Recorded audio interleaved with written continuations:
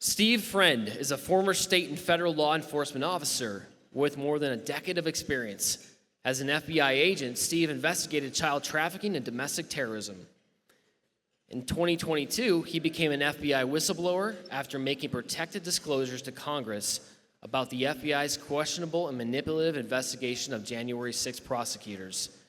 He is also the author of True Blue, My Journey from Beat Cop to FBI Whistleblower. Please welcome Steve Friend.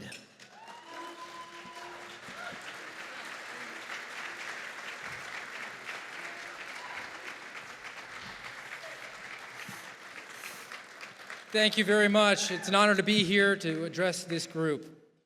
I want to tell you a story about what all FBI employees do. All FBI employees go to the Holocaust Memorial and the MLK Memorial. And the purpose of that field trip is to hammer home that if you see the agency going off the rails, it's incumbent on you to throw the flag. Because things like civil rights atrocities and genocide can only occur when police just follow orders. And if anyone's ever been to the Holocaust Memorial Museum, you'll see the Martin Niemöller poem very prominently displayed there. First they came for the socialists, and I was not a socialist, so I said nothing. Then they came for the trade unionists, and I was not a trade unionist, so I said nothing. Then they came for the Jew, and I was not a Jew, so I said nothing. And then they came for me, and there was no one left to speak for me. We need to proffer a new version for the FBI. First, the FBI came for General Mike Flynn with a hoax, Russia collusion. They sent agents to interview him under false pretenses. They actually sent them over there and said, our hope is to get him to lie so we can charge him with the crime. They dragged his name, his reputation, and they destroyed his family for politics. But I said nothing because that was just politics. Then the FBI came for Mark Houck, man who was accused of committing a FACE Act violation because he was doing preaching outside of an abortion clinic. And even though state and local law enforcement chose not to charge him with any crime after he defended his son from a Planned Parenthood employee, the DOJ and the FBI saw fit to arrest him in front of 7 children at gunpoint and walk him out. But I said nothing because that's just one blue city, one rogue FBI office. Then the FBI came for radical traditional Catholics who attend the Latin Mass. Their crime? Having pro-life, pro-traditional marriage, pro-border sovereignty, pro-Second Amendment beliefs. In the FBI's view, that made them prone to anti-government extremism, so they should recruit informants within the parishes and send them in to inform on their fellow parishioners so the FBI can investigate those people as domestic terrorists. But I said nothing because I don't go to the Latin Mass. Now the FBI is coming for all the rest of us. So what are we going to do about it? President John Quincy Adams said, "Duty is ours, results are God's." We have to do this ourselves. The first step to overcoming any challenge is admitting that you actually have the problem.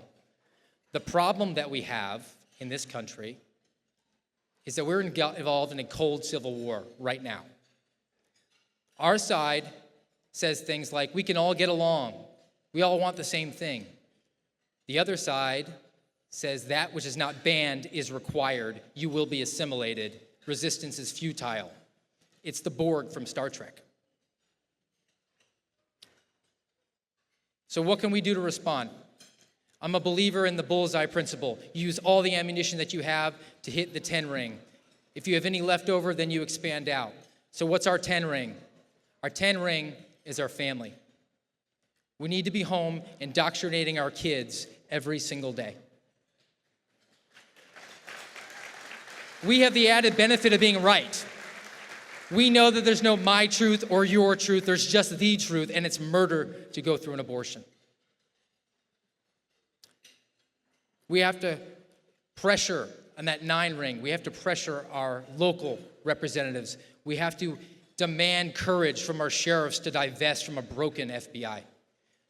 We have to require our state representatives to pass laws to protect us against an out-of-control, weaponized DOJ. We have to go to school boards and remove the smut from the school libraries.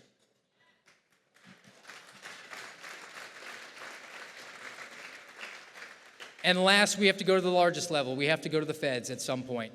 And we have to demand that they defund the FBI.